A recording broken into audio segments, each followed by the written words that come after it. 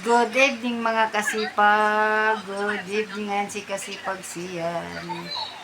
Diyos ko, makakasipag, naliligo ang inyong kasipag Alma. Napakalamig ng tubig mga kasipag. Diyos ko po, Maria Corazon.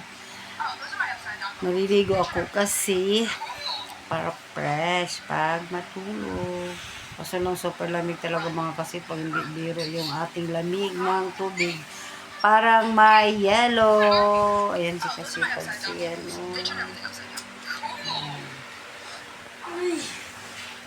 Bukas mga pag Sunday na naman, oras na magpapasalamat na naman tayo sa ating poong may kapal, mga kasipag.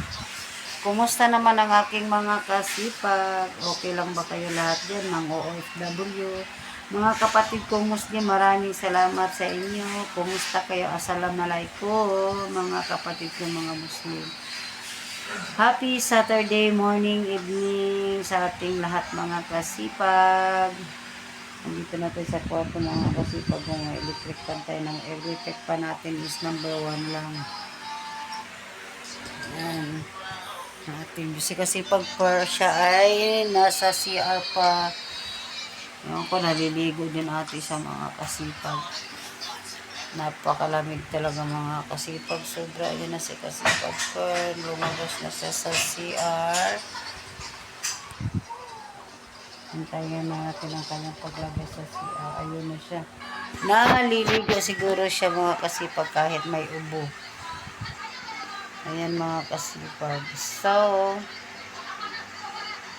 good night sa ating lahat mga kasipag.